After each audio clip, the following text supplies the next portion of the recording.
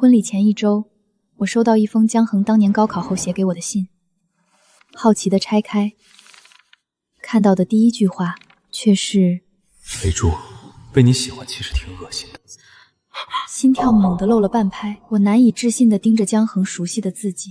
每次看到你身上的肥肉，我都好想吐。为了刺激温念，我才接近你，假装喜欢你。粽子里的海鲜是我故意放的，就是为了让你高考发挥失常。7年后你收到这封信时，我应该已经娶了温念，彻底摆脱你了吧？许英之，人要有自知之明，我真的永远都不会看上你。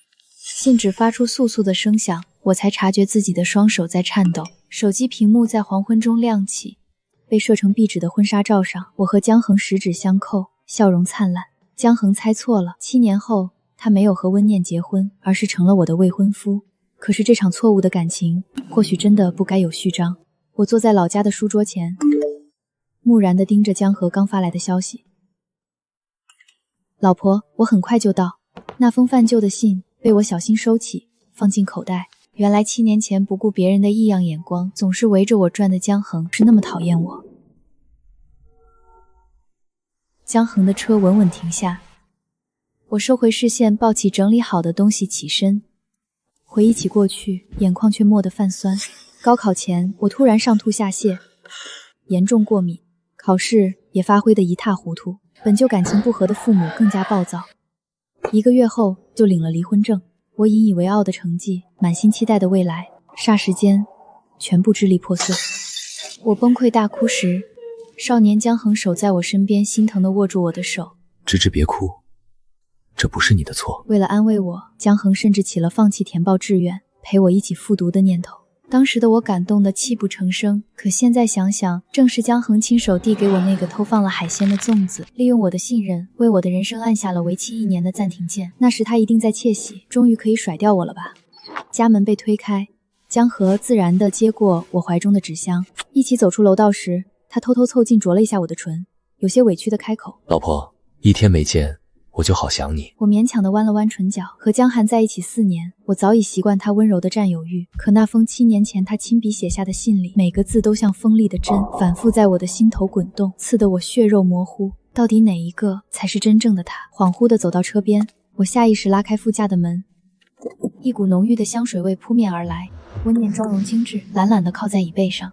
应之，好久不见。我僵硬地打量着他，江寒特意为我做的芝芝专属的名牌被随意地扔在一边。副驾储物盒里，我爱吃的零食也所剩无几。温念的姿态比我还像女主人。江恒边往后备箱放东西边解释：温念刚下飞机，今晚也去参加聚会，我就顺路把她接回来了。看到我默不作声地站在原地，温念勾唇一笑，做事要从副驾钻出来。我去后面坐。大小姐，你晕车就好好坐前面，别给我添麻烦行吗？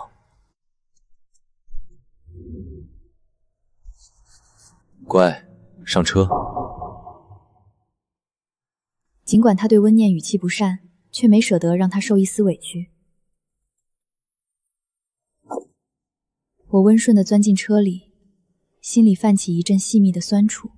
每次温念从国外回来，江恒都会风雨无阻地亲自去接她。他经常皱眉向我抱怨，真不知道谁能受得了温念的大小姐脾气。要不是和她一起长大，我才不会管她。可我出差回家时，江恒却一次都没接过我。他说我懂事，说我坚强，不用他费心。可是爱一个人，不是听他说了什么，而是看他做了什么。这么明显的区别对待，我以前居然从未察觉。车里，江恒和温念斗嘴，你来我往，互不相让。从高中起，他们就是学校的风云人物，家世相当，长得漂亮，连2个人性格里的张扬都如出一辙，是一对欢喜冤家。大家默认他们是一对，可江恒偏偏在文理分科后，像是要和温念划清界限般主动接近了我。不知何时，车里的话题转移到我身上。温念透过后视镜瞥我一眼，笑得风情万种。应之，你能和江寒走到一起，我可是功不可没。以后生了孩子，要叫我干妈哦。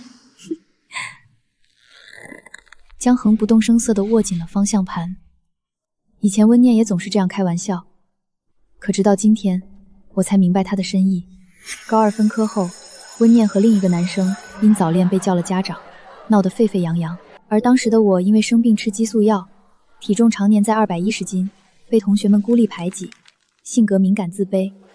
只有江夜愿意和我一个小组，对我露出温暖的笑容。许同学，其实你的五官很美，不要在意那些嘲笑，做自己就好。我受宠若惊的红了脸，却从未想到，那只是他故意做给温念看，惹他生气的手段。他们彼此心知肚明，只有我一个人蒙在鼓里。我无力地朝温念笑笑。是啊，谢谢你。窗外的风景飞速倒退，到了预定的聚会包厢时，已经华灯初上。大学毕业后，江河没有按照家里的安排进公司，而是和同系的朋友合伙创业，生意做得有声有色。前几天，他们又拿下一个新项目，今天举行庆功宴。席间大家多喝了2杯，话也变得多了起来。温念借着酒意，笑眯眯地拿出一张照片。时间过得好快，江恒马上就要结婚了。前几天我翻到了高中毕业照，好怀念啊。桌上的人立刻来了兴致，遮住了名字要找我们。韩哥，第6排左数第5个是你吧？我一眼就认出来了，我看到念姐了。高中的时候就是个大美女了。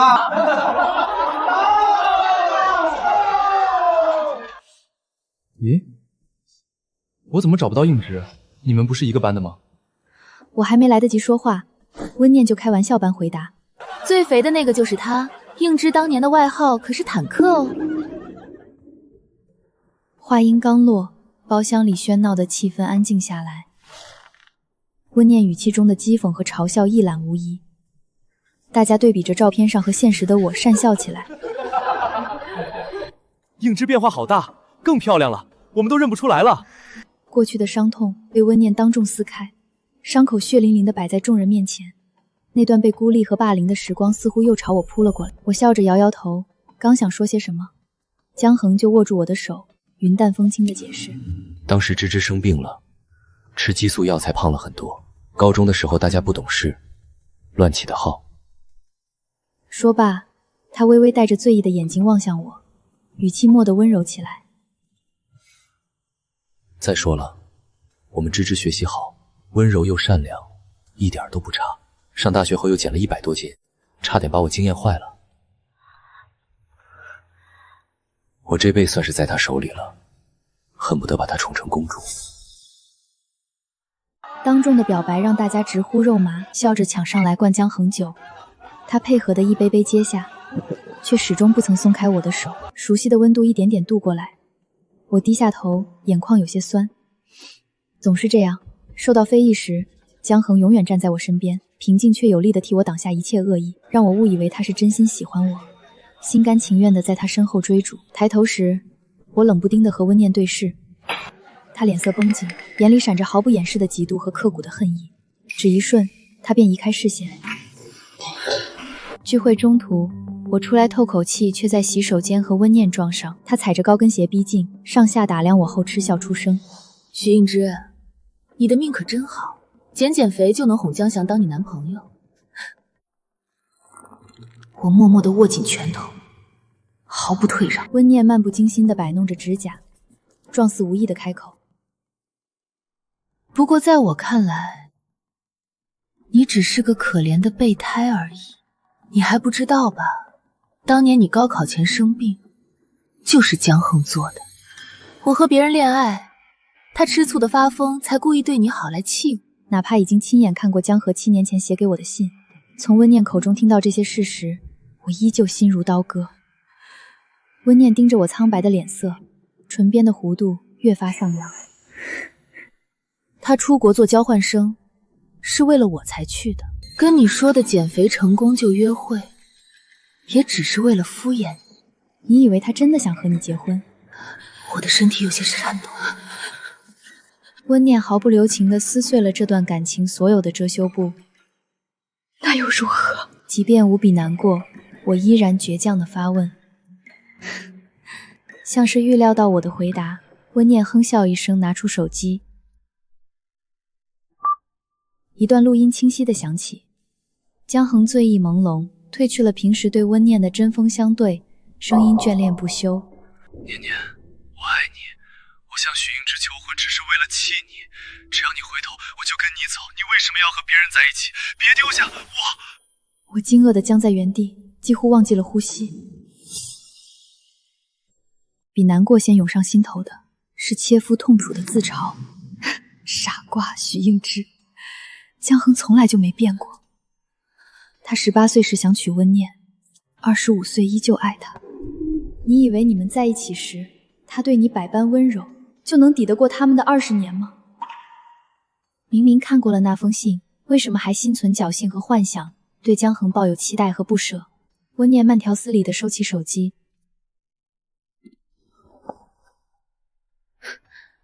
但凡我勾勾手指，就能把江寒从你身边抢过来。徐应之，你拿什么跟我比？说完，他转身就走。片刻后，我擦干眼泪，返回包厢。明显喝醉了的江恒仍旧敏锐地察觉到我情绪低沉，修长的手指轻抚我的眼睛。芝芝，怎么了？眼睛好红。我冲他挤出一丝笑，躲开他的手，就是有点累了。江恒点点头。聚会很快结束，散场后我搀着江恒走出饭店。他大半个身体的重量倒在我身上，时不时低笑着捏我的脸颊，偶尔还躲过众人的视线，孩子气地快速亲我一下。芝芝，我爱你。我竭力避开他的触碰，控制着动作幅度不让他看出异样。温念脸色阴沉地跟在一旁，转瞬便换上一副笑脸。江航，行李在你车上，今晚我暂住你家行吗？明天我去谈合作也方便。江恒醉眼迷蒙的无乱答着好。好。温念挑衅地看过来，我低头躲避他的视线，代驾稳稳地开着车。江恒一眼靠在我肩上，呼吸浅浅，乖得像只大型犬。我的手被他紧紧攥在掌心，怎么也抽不出来。窗外的夜色半明半暗地照在他脸上，我的心头泛起一阵酸涩。瘦下来就约会，徐英之。因为一句瘦下来就约会的玩笑，我在江衍出国做交换生那年，锻炼、控制饮食，崩溃时只要想起他便觉得一切都能克服。再次见面时，江恒盯着瘦下来的我，眼圈蓦地红了，仿佛心到极点般。他哽咽地揉乱我的发顶，低声说我真是个傻姑娘。傻姑娘。和朋友见面，总会大大方方地介绍我，为我反抗家里安排的联姻，向父母宣布这辈子非我不娶。甚至旅行时遭遇车祸，他都会毫不犹豫地左打方向盘，将生的希望留给副驾的我。我不明白，为什么愿意用生命保护我的人，给我的爱却是一场彻头彻尾的谎言。到家后，温念霸道地推开我，扶着江恒进房间休息。我默默地伫立片刻，转身走进厨房，端着煮好的醒酒汤走进卧室时，里面忽然传出江寒愤怒的醉语：温念，你没有心！我从小就喜欢你，凭什么嫁给别人？温念的笑声里带着戏谑。你自己1周后都要娶许应之了，还管我嫁给谁干什么？江恒急促地喘息着打断他的话，声音里甚至带上一丝祈求。我是为了气你才求婚的。念念，不许你丢下我！温念刚要再说什么，江寒忽然掐住他的下巴，恶狠地吻了上去。两个人很快像干柴烈火般纠缠到一起。我站在原地，隔着江恒的背影对上温念的视线，他朝我露出得意的笑，眼里闪着胜利者的骄傲。我没有进去打断他们，而是安静地将醒酒汤放在茶几上，又放下那封7年前江恒亲手写给我的信。18岁的许映之把江恒当成自己的全世界，死也不愿意失去他。25岁的许映之却只想满足18岁江恒的心愿，彻底给他自由。我输给了温念，江恒也从未真正站在我这边。拿了所有的证件后，我登上了飞往翼城的航班。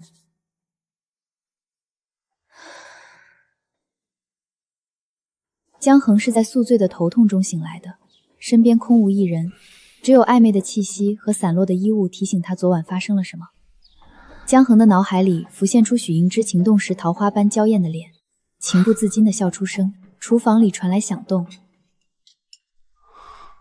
江恒下了床，悄悄走进去，环住女人纤细的腰，伏在她的脖颈上撒娇。芝芝，给我做什么好吃的？怀中的身体一僵，温念的笑声响起。阿恒，下次不许认错人哦，我是温念。江恒心里一惊，猛地松开他，后退了2步，他的声音里满是防备。你怎么会在这里？芝芝呢？你为什么穿着她的睡衣？温念转过身，朝他妩媚一笑。昨晚你抱着我不肯松手，我们就……至于许映之，我不知道他去了哪里，大概是被你气走了吧。你胡说！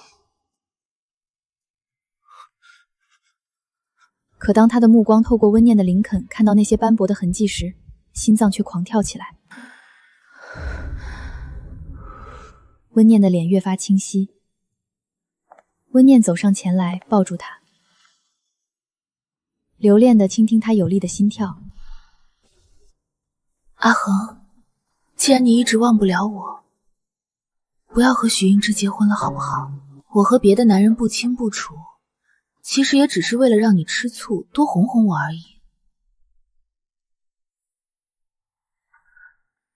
你受不了我的脾气，我以后可以慢慢改，我们还有很多时间。江恒却一句话都听不进去，他心里想的全是我。温念怎么敢做这种事？他脸色阴沉，用力挣脱温念的怀抱，死死地攥住他的手腕。温念，你要不要脸？在我家，当着我老婆的面，你爬我的床！温念的手腕处传来刺骨的疼痛，温念的泪水一下涌了上来。阿恒，你听我解释。江恒用力把他推倒在地，转身回卧室找手机，打开软件，置顶的许映之却只发来一条信息：江鹤，我们分手吧。聊天记录上方是我发来的软萌兔子表情包，幼稚的朝江鹤比心，衬得分手2个字越发刺眼。江恒心头划过一阵慌乱，手机不断震动，许多人发来消息。儿子，芝芝怎么突然取消了婚礼？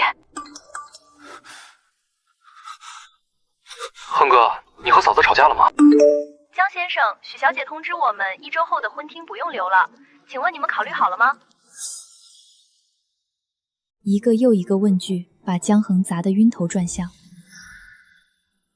他记得昨晚聚会结束后，自己和我十指相扣依偎在车里，仿佛世界只剩下我们2人。为什么仅仅过了1晚，一切都发生了巨变？江河不安地站起身，顾不上回不关紧要的信息，拨通了我的电话。漫长的铃声枯燥地重复，我不接。江恒固执地重拨，烦躁地在家里转来转去。他的目光被醒酒汤和一封信吸引，心头突然掠过不安的预感。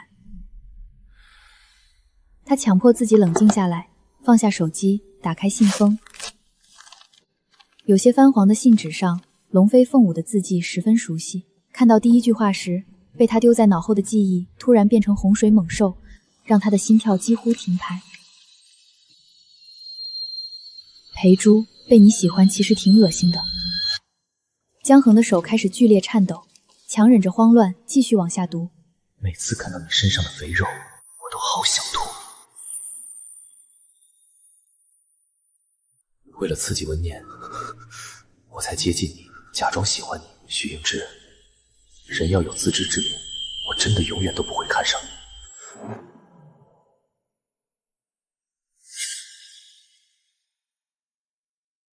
心脏在胸腔里砰砰狂跳，江河痛苦地闭上眼睛，把信纸丢到一旁。18岁的他，怎么会写出这么恶毒的话？当年我高考失利，他耐心地陪在我身边开导。可其实江恒明白自己那时非常得意，庆幸自己能摆脱掉我。他讨厌我臃肿的身材，站在温念身边像只丑小鸭。要不是为了报复温念，他永远不会主动接近我。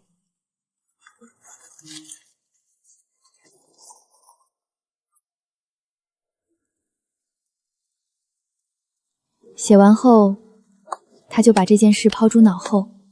没想到兜兜转转，这封信竟然还是寄到了我的老家。签收日时，昨天。江恒瘫软在沙发上，他想点支烟，手却颤抖得怎么也拿不稳打火机。温念走到他身旁，体贴地握住他的手，柔声安慰：“阿恒，他选择退出不好吗？明明我们两个都放不下彼此，你何必为了让我吃醋，搭上一辈子的幸福呢？以前的我太张扬，现在我才明白自己最爱的还是你，我不想让自己后悔。这封信我看过了，没想到你18岁时就想娶我，我愿意嫁给你。”温念的眼睛里闪着光，江恒盯着他，脑海里出现的却是许应之的脸。18岁的江恒的确不爱我，可25岁的江恒却已经把我当成了生命中最重要的人。大3留学交换结束后，瘦了100斤的我，恬静地等待江恒归来。他的第一反应就是惊艳。许应之本就好看的小梨窝，瘦下来后浅笑时会更加明显。江恒再傻也知道减重多么痛苦，他不否认自己被许应莲变漂亮的外貌吸引，可更让他心动的是他对她的一腔真心。在国外和温念在一起时，两个人3天一小吵，5天一大吵，彼此针锋相对，毫不退让。温念甚至背着他和各种男人约会，故意让他吃醋。和温念在一起时，他爱得很辛苦，可待在许应之身边，他却奇迹般的有种舒心的安全感，那种感觉就像是被折磨很久的小狗，终于有了一个安稳平静的小窝。许应之像淡淡的白开水，没有香甜的味道，对他来说却犹如沙漠绿洲。他享受着许应之的陪伴，想要每天都看他对他露出笑脸。江恒爱许应之比金子还真。温念蹲在他身边，伸出小指勾江环的手，眼里满是渴求。江恒冷漠地推开他，起身走进浴室洗漱。温念愣了一下，不甘心地拿出一段视频。喝醉的江恒伏在他身上，一遍又一遍地喊他的名字。江恒，你别骗自己了，昨晚你亲口说自己爱我。江恒漠然地看着视频，忽然轻蔑地朝温念笑出声。温念，我告诉你，我现在只爱芝芝。对你的感情就像延续了很久的坏习惯，我总有一天会改掉。向芝芝求婚的时候，我确实是因为吃醋，想让你回到我身边。但现在你在我心里，连芝芝的一根头发都比不上。温念气得咬牙切齿。江恒，你凭什么这么羞辱我？江恒的目光里闪出一抹强烈的厌恶，像看一团垃圾。温念，以后别出现在我眼前。你故意勾引我的样子真的很恶心。如果你再缠着我，我不介意对你们家的公司做点什么。说完，他没再为温念停留1秒。温念正在原地，心里升起一股巨大的挫败感。一直以来，他仗着江衡的偏爱恃宠而骄。温念总以为，不管自己玩得多过火，江衡永远会站在原地等他。家里的生意遇到难关时，江衡毫不犹豫地伸出援手，让渡资源，投入资金。这更让温念自信，江衡不会松开他的手。凭什么现在为了我，他能对他说出这种话？许应之在前10分嘴紧了池子。温念愤恨地咬紧牙关，眼泪却扑簌簌地落了下来。大小姐的自尊和高傲被江寒狠狠地踩在脚下。他第一次如此深刻地感受到江衡的无情和恶劣。我在云南小城的民宿安顿下来，过着舒适惬意的生活。在朋友圈宣布取消婚礼后，我给江衡的父母发了一封简短的道歉信。即使很不道德，我也不得不这样做。曾经的我无比憧憬上成为江衡的新娘，期待他为我戴上戒指，对我许下最真挚的誓言。可是到头来，我终究无法接受纯真的感情里掺杂进算计和不堪。把江衡从我的世界驱逐出去后，生活节奏似乎一下子慢了下来。在线上处理完工作事务，我将大把的时间用来撸猫、看风景，也不再用江衡7年前写下的恶言恶语折磨自己。离开后的第6天，手机弹出通知，距离成为江寒的新娘还有1天。午后温暖的阳光洒下来，我坐在躺椅上，怀中抱着粘人的小猫，平静地闪掉了这条提醒。昏昏欲睡时，一片阴影忽然罩住了我，熟悉的气味传到我的鼻尖。睁开惺忪的睡眼，阔别几日的江衡正站在我面前。他好像瘦了一些，头发没有仔细打理，身上的衬衫也有些皱，下巴上冒出些许青色的胡茬。江衡眼中翻涌着复杂的情绪，深深地盯着我。猫咪在我膝上伸了个懒腰，轻巧地跳到地上，一摇一摆地走向阴凉的角落。我直直地对上江衡的视线，像在看一个陌生人。风轻柔地从耳边刮过，我们彼此都没有开口。片刻后，我从躺椅上站起来，语气平静：“麻烦借过一下。”江衡却固执地挡在我面前，伸手攥住了我的手腕。芝芝，别对我这么冷淡好不好？我沉默地站在原地，避开他眼里的炙热。江衡微微低下头，神色有些痛苦。芝芝，那封信的确是我写的。当年我不懂事，是我混蛋。聚会那晚，我不知道温念到底跟你说了什么，但我可以跟你保证，我现在对他一点心思都没有。知道你把婚礼取消还要和我分手，我都快急疯了。这些天我找遍了你的同事朋友，千方百计才打听到你在这里。芝芝，可不可以不要生我的气？再给我一次机会。他小心翼翼地打量我的表情，低声下气地认错乞求。这是我从没见过的江衡。在一起时，我们很少吵架，即使有了矛盾，也总是我先认错求和。江衡从小生活优渥，养尊处优，习惯了别人捧着他。想来，这就是他骄傲金贵，无法容忍同样张扬的温念的原因。本以为听到这些话时我会很开心，这能现在洞底不信要约金水，但是此刻我却无比平静，心里甚至掀不起一丝波澜。18岁的时候，江衡表演的天衣无缝，我被他玩弄于股掌之间。如果不是7年后收到那封信，我永远也不会得知这段感情的真相。现在的江衡说的话又有几分真心？信任这种东西，一旦出现裂缝，永远也无法破镜重圆。我推开江恒的手，轻轻地摇头。都过去了，我不在意了。现在我只想和你划清界限，安安静静地过自己的生活。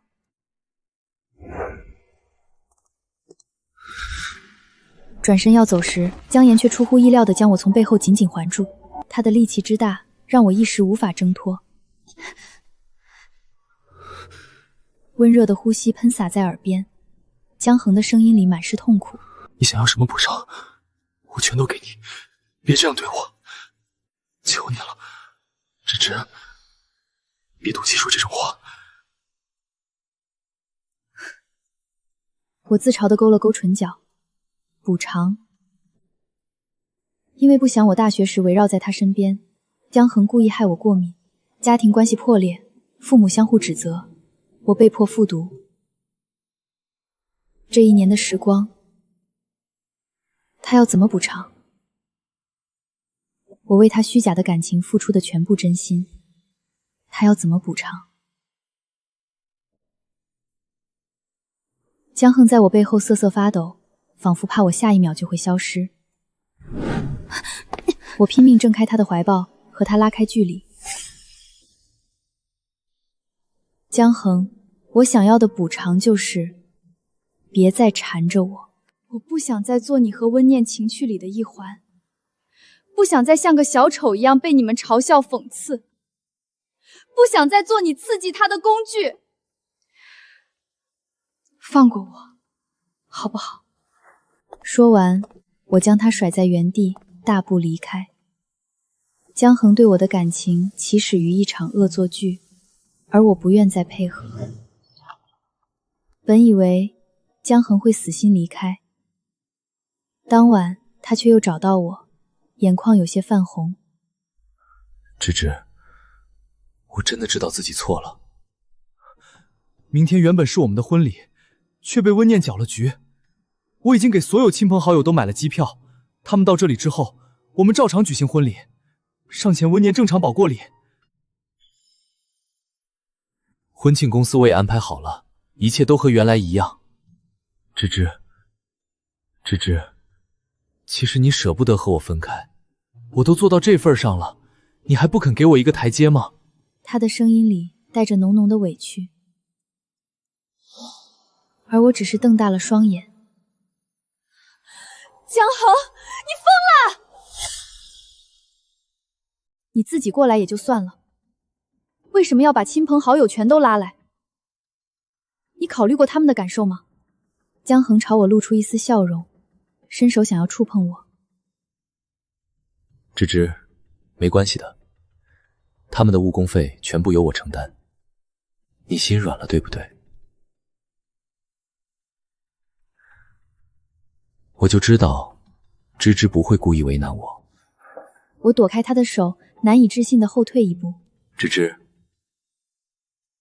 我看出来你喜欢这里。下午的时候，我把这家民宿买下来了，合同已经签过了，以后你就是这家店的老板娘。明天在这里接亲好吗？我惊诧地紧紧皱眉。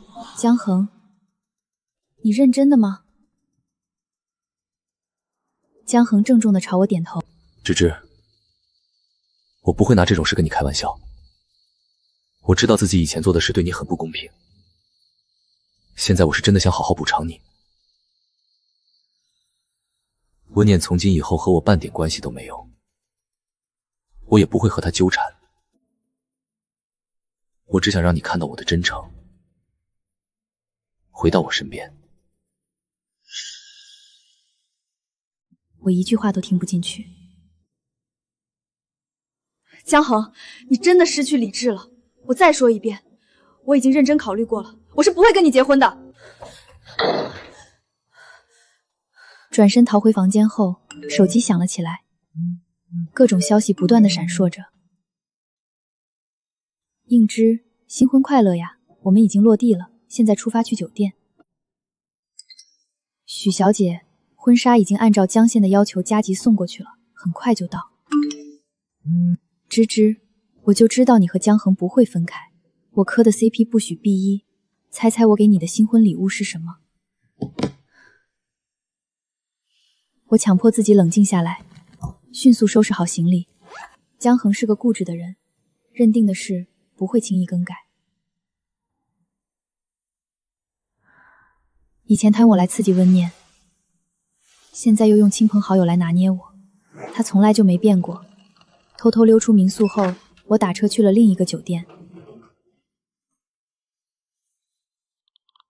又在朋友圈发了长篇的声明，和江恒切断关系。忙完这一切后，我无力地躺倒在柔软的床上，关掉手机，把脑海中所有乱七八糟的想法全都赶出去。疲倦像温柔的潮水一点点涌上来，我很快沉入黑甜的梦乡。第二天清晨，我被一阵用力的敲门声吵醒。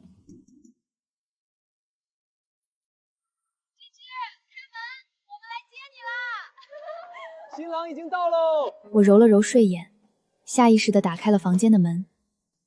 门外的江恒穿着得体的西装，打扮得精致帅气，眼里闪着亮晶晶的光。芝芝，我来娶你了。他被朋友们簇拥着，身边的摄影师扛着巨大的相机，闪烁的灯光此起彼伏。有人将新鲜花瓣洒在我身上，欢声笑语几乎将我淹没。我的睡意一下子被赶到了九霄云外，震惊地睁大了双眼。你怎么知道我在这里？江恒宠溺地伸手揉揉我的头发。笨蛋芝芝，你偷偷摸摸跑出民宿的样子真的很可爱。我浑身一下子变得冰凉，原来他什么都知道。江河放任我从他的视线中逃出，其实对我的一举一动都了如指掌。一股和寒窜上我的脊背，化妆师笑着开口：“新娘子，我们现在可以化妆，江先生说会耐心等你。”衣服也准备好啦。周围是喜气洋洋的笑脸，江恒也眷恋地盯着我。很好玩吗？他被我冰冷的视线刺了一下。芝芝，你在说什么？我一把夺过绣和服，劈头盖脸地砸在江寒脸上，眼泪不受控地夺眶而出。江寒，拉着大家陪你演这种戏码很好玩吗？你对我从头到尾都没有一丝真心，现在又装什么深情？到底要我说多少遍你才能离我远一点？我不想再陪你玩这种过家家的恶作剧玩笑。我哭着拿出手机，播放温念夜传给了我的视频。醉酒的江恒一遍遍低喊温念的名字，男女的喘息在寂静的房间里回荡。大家安静下来，面面相觑，大气都不敢出。我一把抹掉眼泪，死死咬着下唇。江恒，我和你早就结束了。你对我的爱从一开始就不是真的，别再自欺欺人了。哦，对了，你现在像个疯子一样缠着我，只会让我觉得恶心。我转过身，抽噎着拉起行李箱，挤开众人朝外走去。江河一言不发地站在原地。我停顿了一下，拼命止住抽噎。江恒，我不想再和你有一丝关系，别再来纠缠我，给彼此留最后一分体面。我不想恨你。说完，我毫不留恋地离去，没有一丝犹豫。周围的空气凝结成冰霜，一片死寂。大家看了看江恒失神的脸，默契地各自找借口离开，只留下江恒一个人待在原地。良久后，江莹望着地上的花瓣，缓缓地蹲下身，拈起一片来。是我最喜欢的玫瑰，他特地安排空运过来的，想给我一个惊喜。可是我离开时，连看都没看他们一眼。明明以前送我花时，我很开心的。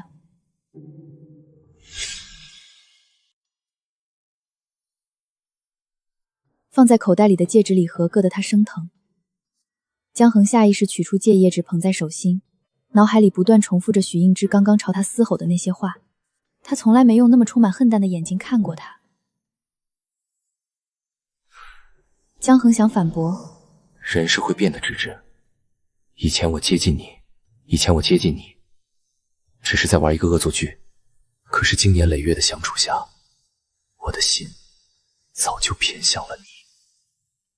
是文念故意勾引、诱惑我说出那些让你伤心的话。我期待你成为我的妻子，想和你有个幸福的家庭，想永远和你在一起。可是看着我红肿的眼睛，他一个字都说不出来。即使说出来，我也不会再信了。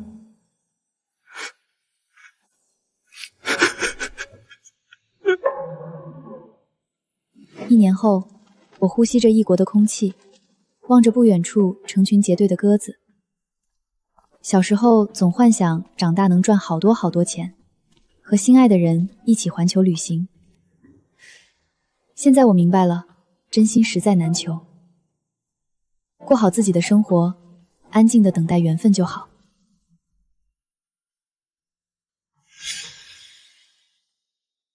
想尽情地看这个世界，一个人也可以出发。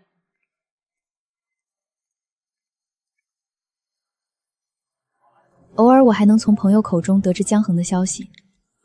他回去后，情绪一度变得低沉，公司的事务也变得缓滞。家里给他安排了很多相亲，他却一直提不起兴趣。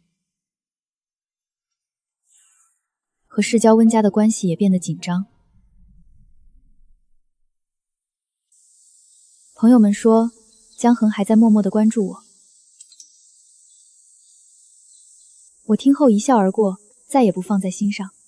江恒早已成为过去式，而我的明天又是新的一天。云南的阳光晒得人骨头都懒了。我在大理古城租了一间带小院的白族老宅，房东是个话多的阿姐。每天清晨都会在院墙外头喊我去吃她做的眼丝，日子过得慢吞吞的，像是被人按了 0.5 倍速。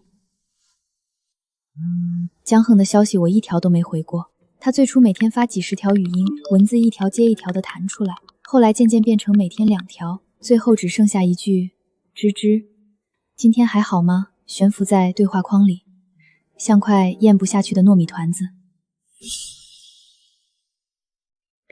我没有拉黑他，因为拉黑本身就意味着在意。我换了一张本地的手机卡，把旧号码扔进抽屉里，连同那封泛黄的信和婚戒一起锁了起来。民宿的转让合同江恒托人送了过来，我没签，原封不动地退了回去。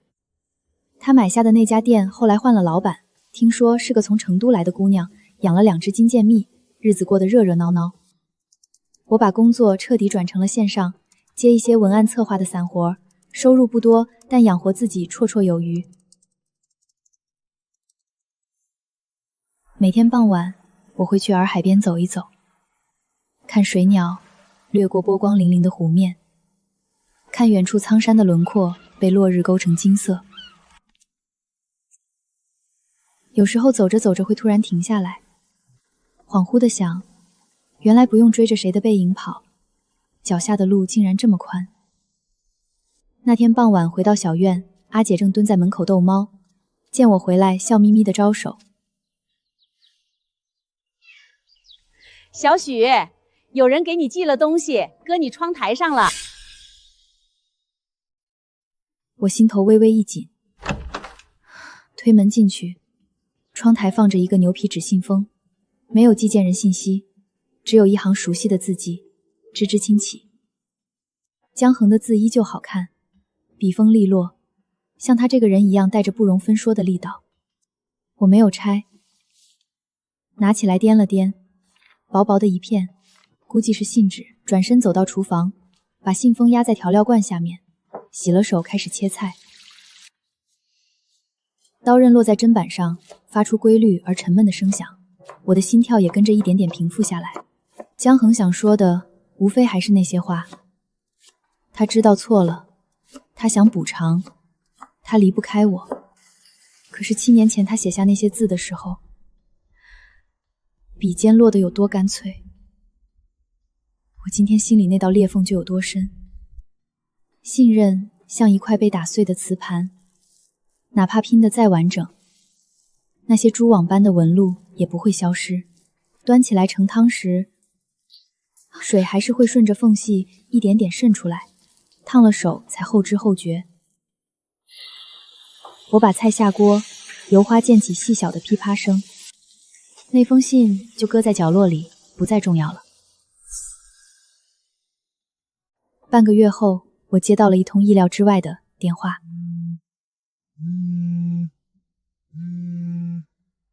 来电显示是个陌生号码，归属地是北京。我接起来，对方沉默了2秒，然后传来一道温润的男声：“许英之，我是宋听兰。”宋听兰是我复读那年的同桌，瘦瘦高高的一个男生，戴银框眼镜，说话永远不紧不慢的。那时候班里没人愿意和我坐一起，只有他主动搬了桌子过来，说这里光线好。复读那一年很难熬，父母刚离婚，家里冷得像冰窖，我的体重还卡在190斤上下浮动，每次体测跑步都会被隔壁班的男生吹口哨。宋听兰从来不说什么安慰的话，只是每天从家里带2份早餐，把其中1份默默推到我桌上，馅饼还是热的。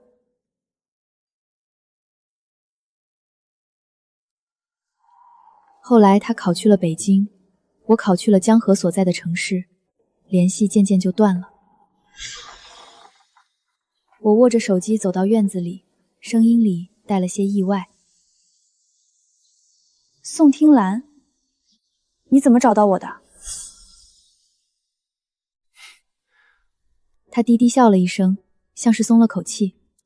我问了高中班主任，他辗转要到了你朋友的联系方式。听说你在云南，正好我下周要去昆明出差，想着顺道来看看你。我愣了一下，心里浮起一种说不清的暖意。这就是收获，我去车站接你。好啊，你来之前跟我说，我去车站你。挂了电话，我站在院子里发了会儿呆。头顶是葡萄架，藤蔓间漏下碎金似的阳光，落在我扬起的脸上，暖融融的。宋听兰来的那天是个阴天，云压得很低，但没下雨。她比高中时长高了一些，身形依然清瘦，银框眼镜换成了黑色的，显得五官更立体了些。我朝她挥手，她拖着行李箱走过来，站定后上下打量我一遍，目光很温和。瘦了好多，她说，语气里没有惊讶也没有恭维，只是陈述事实。但笑起来还和以前一样。我被他这句话噎了一下，鼻子莫名有些酸。高中时我笑起来会被人在背后叫猪笑，只有宋听兰说过，你笑起来挺好看的。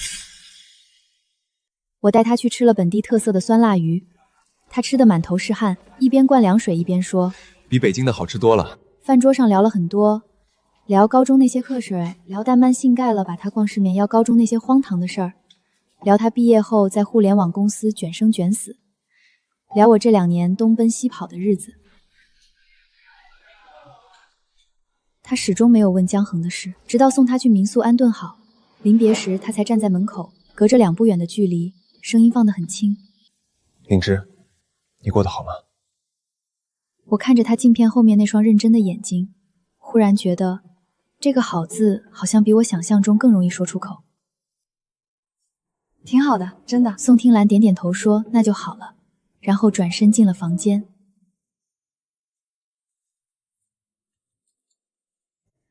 我走回小院的路上，晚风迎面吹过来，带着9月的桂花香。脑子里突然冒出一个念头，原来被人平等的对待是这样的感觉，不用讨好，不用自卑，不用在对方的眼神里反复确认自己是否被爱，只是安安静静地坐在一起吃顿饭，聊几句闲天，就已经足够让人舒坦了。宋听兰在云南待了5天，她没有刻意陪我，白天我去工作遛弯儿，他就自己租了辆电动车到处转悠。晚上回来给我发几张他拍的晚霞或街猫，偶尔附一句：“这家烤乳山不错，明天带你去。”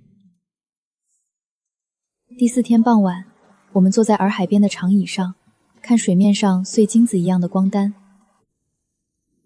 他忽然转头问我，语气平淡的像在聊明天的天气。江恒来找过你吗？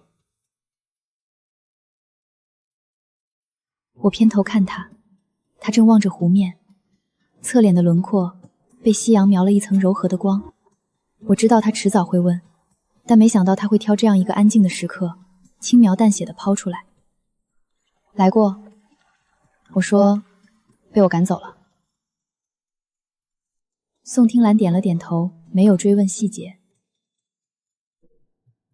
沉默了一会儿，他从口袋里摸出一块巧克力递给我，是我高中时最爱吃的那种牛奶夹心的。你那时候每次考完理综都吃这个，说补充糖分才能继续活。他嘴角带了点笑意。我接过来拆开，咬了一口，甜味慢慢化开。你还记得啊？记得。他说完这2个字就停了，没有往下延伸，像是把一颗石子轻轻放在桌上，不推不碰，任由它待在那里。我捏着巧克力的锡纸包装，心里涌响一阵奇异的安定。和宋听兰相处的时候，我从来不需要用力，不用解释自己为什么难过，不用假装自己已经痊愈，也不用担心哪句话说错了就会被丢下。那天晚上回小院，阿姐递给我一杯热牛奶，说那个戴眼镜的小伙子不错，话不多，但靠谱。我笑着接过来，没接话。躺在床上翻手机时，指尖不小心滑到旧号的消息列表，江恒最新的那条还停在1周前，只有简短的3个字：睡了吗？我没有回复，退出界面，清掉了那个对话框。宋听兰离开的前一晚，我们在小院里烤豆腐吃，炭火红彤彤的，火星噼啪往上跳。他把烤好的第1块夹到我碗里，蘸水也调好了，不辣，微微带一点酸。英芝，以后我来云南出差的机会还挺多的，你要是愿意，我可以常来看你。火光照着他的脸，那些话落在空气里，像烤豆腐的热气一样软乎乎的，带着一点试探的意味。我用筷子戳了戳碗里的豆腐，抬头冲他笑了笑。行啊，下次来我学几个新菜给你露一手。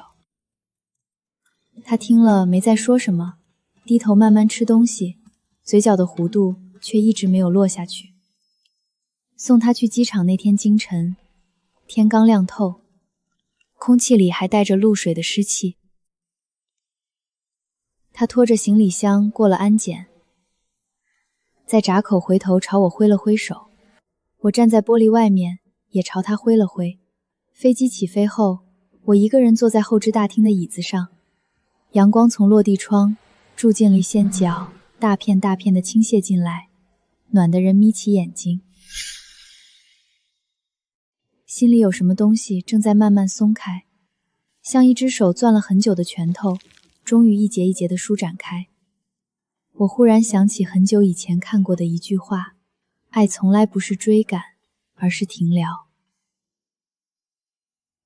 以前我拼了命地跑向江恒，以为只要够努力就能到达他身边，可现在我才明白，真正属于你的人不会让你跑得气喘吁吁，他会安静地站在你回头就能看到的地方，等你慢慢走过去。手机震了一下，是宋听郎发来的消息。登机了，烤豆腐很好吃，下次换我烤给你。我盯着那行字看了几秒，弯起嘴角，打了一个字回过去。好。然后关机，起身走出后厅。外面的天空蓝得透亮，远处有鸽群飞过，翅膀扑棱棱的声响很快消散在风里。宋听兰回去后的第2周，一个意料之外的人找上了门。那天傍晚，我正在院子里收晾干的衣服，阿姐忽然探头进来喊我，说有个女孩子在巷口转来转去，报了你的名字。我叠好衬衫走出去，远远就看见一个扎着低马尾的身影靠在灰衣墙边，低着头踢地上的小石子，是温念。她穿得很素，一件米白色的针织开衫，牛仔裤，平底鞋，脸上干干净净的，没化那些精致的妆，没了高跟和浓妆的加持，她看起来单薄了不少，甚至有些憔悴。我站在原地没动，她像是感应到什么，抬起头朝我望过来。四目相对时，她嘴唇动了一下，走过来时步子难得有些迟疑。徐英之，她喊我名字，声音哑哑的。能跟你聊几句吗？温念捧着茶杯，指尖来回摩挲杯壁，半晌才开口。我来跟你道歉。我端起自己的茶抿了一口，没接话。那封信是我寄到你老家的。他低着头，声音轻得像怕被风吹散。1年前我在江河的书房里翻到的，夹在他高中日记笔里。我当时想着，只要你看完那封信，一定会离开他。他顿了一下，抬头看了我一眼，眼圈有些泛红。后来他果然疯了似的找你，我那段时间极度的要命，就趁聚会那晚故意灌他酒，骗他说那些话，还录了视频。我承认，我就是想让你们彻底完蛋。风吹过来，院子里的葡萄叶沙沙作响。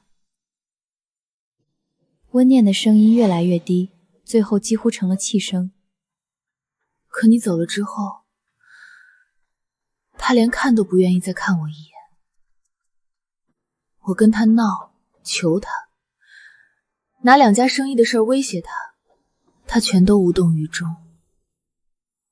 有次我喝醉了去敲他家的门，他开了门，站在门口跟我说了一句话。他眼眶里的泪终于掉下来，砸在手背上。他说：“温念，你毁掉的是我这辈子最想要的人。”我放下茶杯，心里一阵闷闷的钝痛，不是为江生，而是为过去的自己。那个傻傻的相信着一切，以为被真诚的爱着的女孩，从头到尾只是2个人互相较劲时被随手拿起又放下的棋子。你跟我说这些，我看向温念，语气很平，是想让我原谅你，还是想让我心软回去找他？温念用力摇头，胡落了一把脸上的泪。都不是，我就是欠你一个实话。从小到大，我什么都想要最好的。江恒是最疼我的那个人，所以我就觉得他这辈子都该是我的。可我从来没想过，他也会真的爱上别人。他站起来，朝我鞠了一躬，弯腰的角度很深，半天没直起来。对不起，许英之，那年聚会上我说的那些话，还有我做的那些事，我全部承认，全部是我的错。你要是恨我，我认。我看着他弯下去的脊背，心里没有痛快，也没有释然，只有一种淡淡的疲倦。恨一个人太累了，我花了整整1年，才把那些烂糟糟的情绪从身体里剥离出去，没力气再捡回来。我接受你的道歉，但我没办法说没关系。温念直起身，红着眼睛点了一下头，像是早就料到这个答案。他转身往外走了几步，又停下来，侧着身，声音微微发颤。江恒他到现在还在等你，公司的事他不管了，家里给他安排相亲他也不去，有时候喝多了就坐在你以前住的公寓楼下发呆。我不是替他说话，我就是觉得他活该。说完，他快步走出了小院，背影很快消失在巷口。我坐在竹椅上，把已经凉透的茶一口一口喝完，然后起身把2只杯子洗了，倒扣在沥水架上。院子里安静极了，只有晚风穿过葡萄架的簌簌声。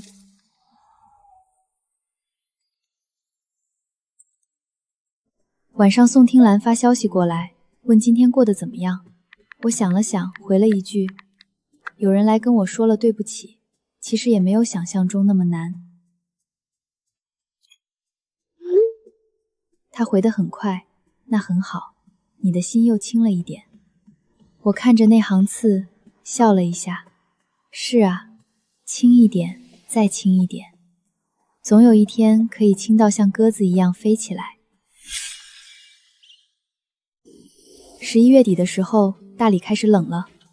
我添了一件厚外套，每天傍晚散步的路线从洱海边改到了古城里的小巷，因为湖边的风太硬，吹得人头疼。阿姐说12月可能会有霜，让我提前把院子里的花盆搬到屋檐下。那天下午，我正蹲在地上搬一盆三角梅，手机在口袋里嗡嗡震个不停。掏出来一看，是以前大学室友林飞打来的。林飞是个直性子，接起来第一句就是：“映之，江恒住院了。”我搬花盆的动作顿了一下，把盆子放稳，站起来拍了拍手上的土。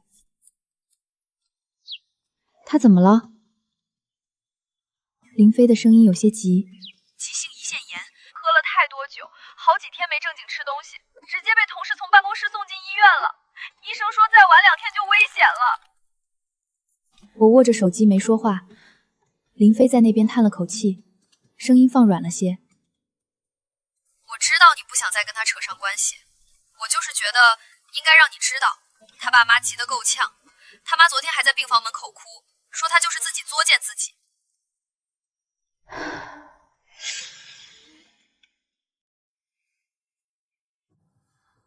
我把手机换到另一只耳朵边，沉默了好一会儿。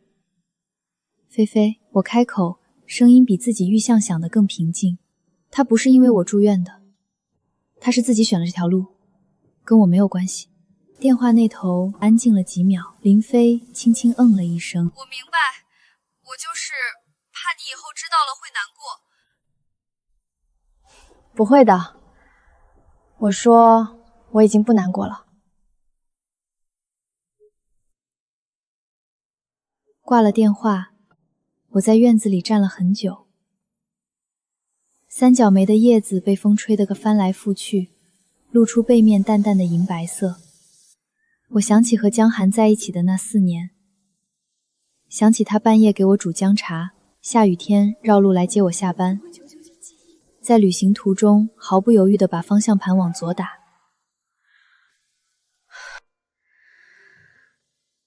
那些都是真的。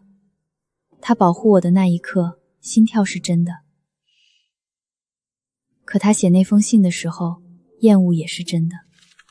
他醉酒后抱着温念喊名字的时候，放不下的执念也是真的。人太复杂了，爱和伤害可以同时存在于同一个人身上，像同一枚硬币的两面。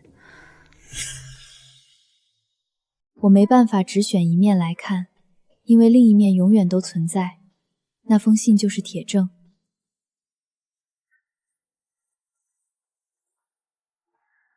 我走回屋里，给自己倒了杯热水。窗玻璃上结了一层薄薄的水雾，我用手指在上面画了一个小小的圆。透过圆形的缝隙看出去，院墙外的天空灰蓝灰蓝的。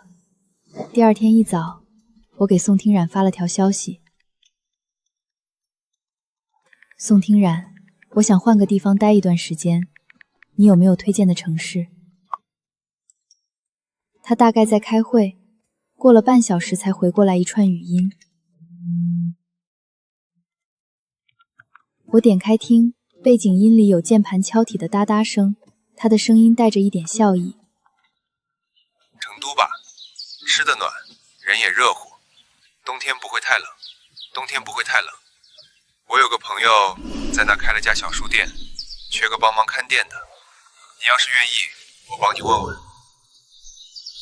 我听完又听了一遍，然后打字回他。好，帮我和朋友说一声，我下周一就能到。发完这条消息，我开始收拾行李，衣服叠好装进箱子，书挑了几本塞进背包，花盆拜托阿姐照看。阿姐靠在门框上看我忙活，嗑着瓜子说了句：小许，你这性子倒是利落，说走就走。我把行李箱拉链拉上，坐在地板上笑了一下。以前总怕走错了路，现在觉得错就错了，走几步再拐弯就是了。阿姐听完把瓜子壳往垃圾桶里一丢，朝我竖了个大拇指。成都啊，我还没去过呢，心里竟然冒出一丝期待，像小时候春游前一晚那种踩在棉花上的兴奋，软软的，轻飘飘的。周五晚上发来书店地址和一个联系人名片，末了他加了一句，他也订了周末去成都的高铁票。书店老板说请我们吃火锅，我把那张车票截图存进相册，关灯躺进被窝里。窗外的风声呜呜的，像远处有人在拉一把低音的大提琴。我闭上眼睛，嘴角弯着，很快就睡着了。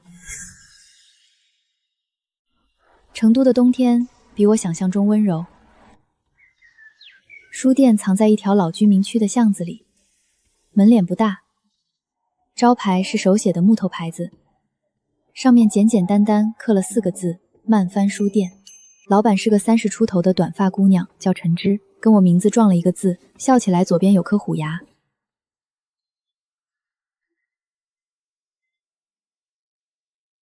他带我逛了一圈，书店分上下2层，1楼卖书和咖啡，2楼是阅读区和一间小阁楼，阁楼里有一张单人床和一张书桌。窗户对着巷子里的老槐树。你就住这儿，想待多久待多久。陈芝把钥匙递给我，工资按小时算，你想干活就干，不想干了就自己看书喝茶。门口那只橘猫归你喂。那只橘猫胖得像颗球，瘫在门口的蒲垫上，连眼皮都懒得掀。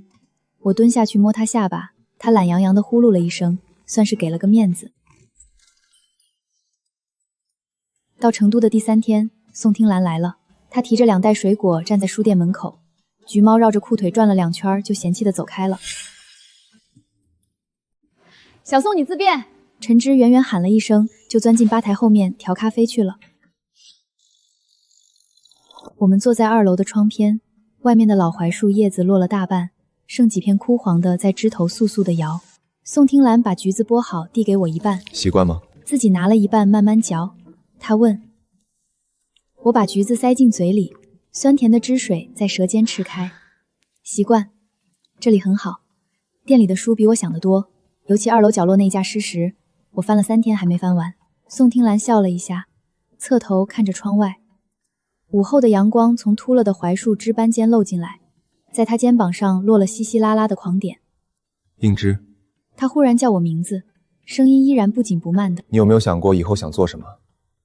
我是说，不用跑到很远的地方，也不用一个人硬撑的那种。我靠在椅背上想了想，楼下传来咖啡机嗡嗡的声响，橘猫不知道什么时候上了楼，正窝在书架角落舔爪子。以前想过很多，比如赚很多钱，买大房子，和爱的人到处旅游。我低头看着自己摊在膝盖上的手掌，指节分明，干干净净的。现在我就想开间自己的小店，不用太大，够放得下我喜欢的书和一只猫就行。偶尔有朋友来坐坐，泡壶茶，聊到天黑。我说完抬头看他，宋听兰正静静地看着我，眼神像温过的酒，面长而妥帖。那到时候我申请当第一个常客。他说自带橘子。我被他逗得笑出声来，笑声在安静的2楼荡开来，把橘猫吓得竖了一下尾巴，又趴回去。那天的橘子很甜。后来我们下楼吃了陈芝做的育儿鸡，辣的2个人轮流灌酸梅汤。宋听兰被辣出了眼泪，还在嘴硬说没问题，扛得住。我笑着用手机拍了一张她红着脸灌水的狼狈样子，她瞪过来也没让我删掉。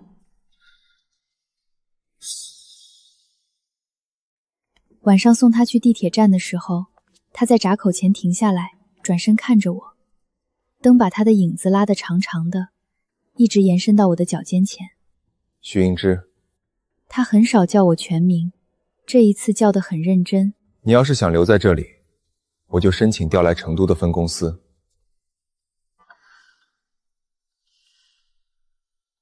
你要是还想走，我就把年假攒着，跟你去下一个地方。他说完抿了抿嘴，像是怕吓到我，又补了一句：当然了，你别有压力，我就是告诉你一声，有个选项摆在这儿。我站在灯底下，看着他微微发红的耳尖，心里忽然涌上一股汹涌的、热乎的柔软，像泡了太久的茶叶，终于把所有的苦都沉到杯底，上面浮着的全是清凉凉的水。行啊，我听见自己说。选项我收下了，你先回去好好上班，等你调过来，我请你吃1个月的火锅。宋听兰的眼睛亮了一下，弯成2道好看的弧。一言为定。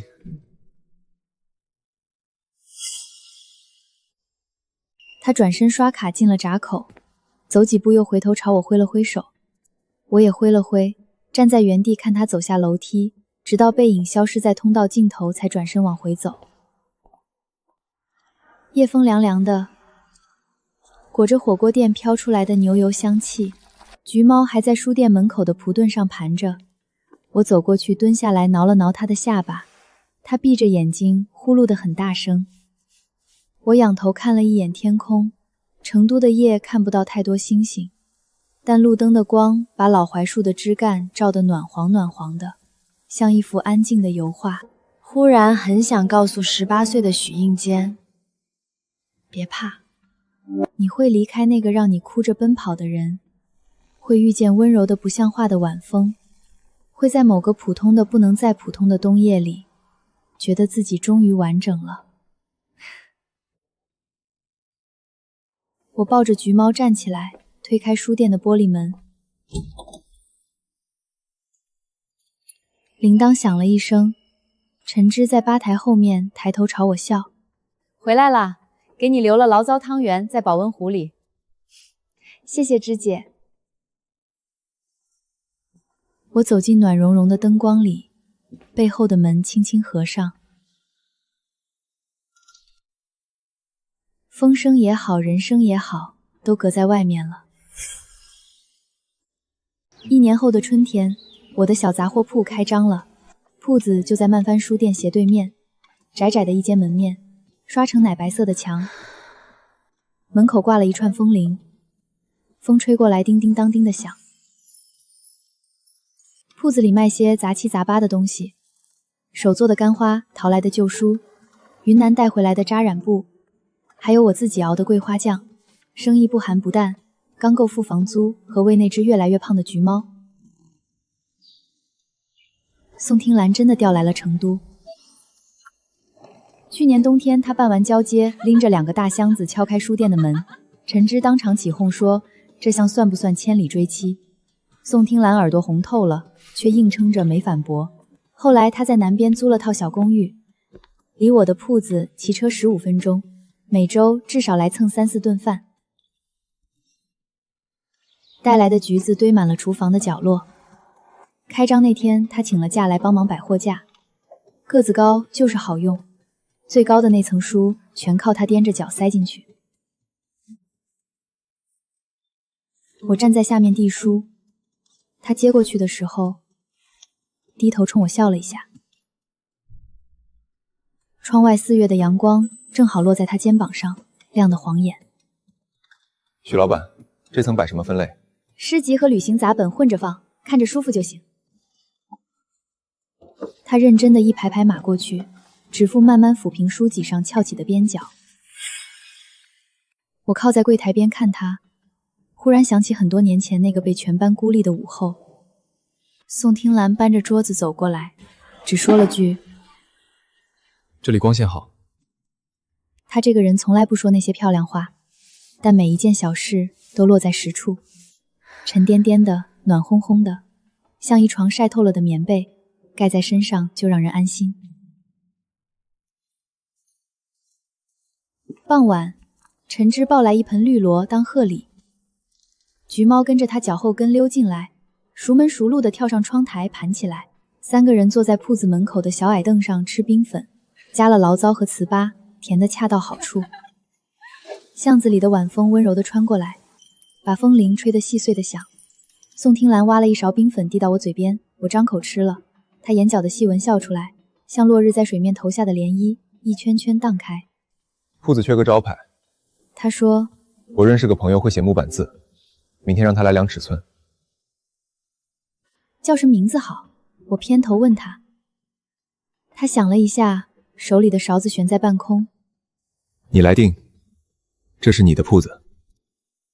我转头看向门框上方那片空白的木匾位置，橘猫在窗台上伸了个长长的懒腰。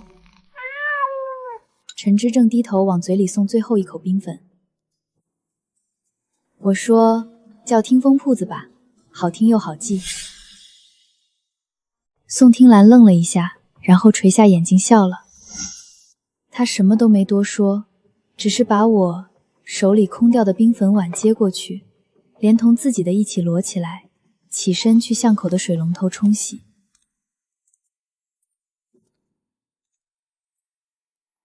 背影被斜阳拉得长长的，安静的像一棵树。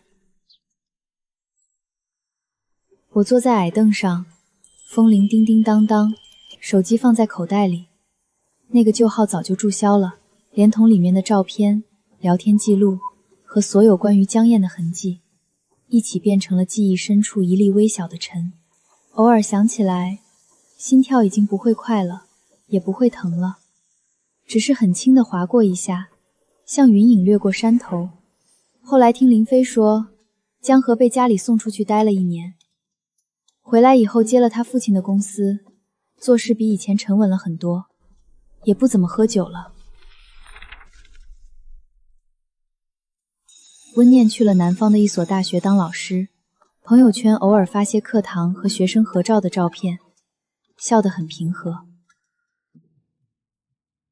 他们都找到了各自的岸，我也是。宋听兰洗好碗走回来，甩了甩手上的水珠，站到我面前。她低头看着我，4月的晚风把她的额发吹乱了，那些黑色的碎发软软地搭在眉骨上。许英之，她弯下腰，很认真地注视我的眼睛。夏天要不要一起去海边？我仰头看着她，笑了。好，带上橘猫。橘猫听见自己名字，从窗台上懒洋洋地应了一声。陈芝在旁边滋了一声，说你们2个人能不能别当我面腻味，可嘴角弯得压都压不住。夜色一点一点漫上来，巷子口的路灯亮了，昏黄的一团光把整条巷子裹进暖融融的静谧里。风铃还在响，橘猫跳下窗台蹭我的裤脚。宋听兰站在旁边，把手伸过来，我握住了，掌心里是干燥的，属于春天的温度，不烫，却足够暖。明天招牌会挂上去，门口会摆上新买的矮桌，会有更多人不紧不慢地走进来翻书、买花、喝一杯我泡的茶，而我会坐在柜台后面，看4月的光穿过老槐树的枝叶，在木地板上落下碎碎的金。日子很长，也很宽，我终于走完了那场漫长的关于恶作剧的雨季，天晴了。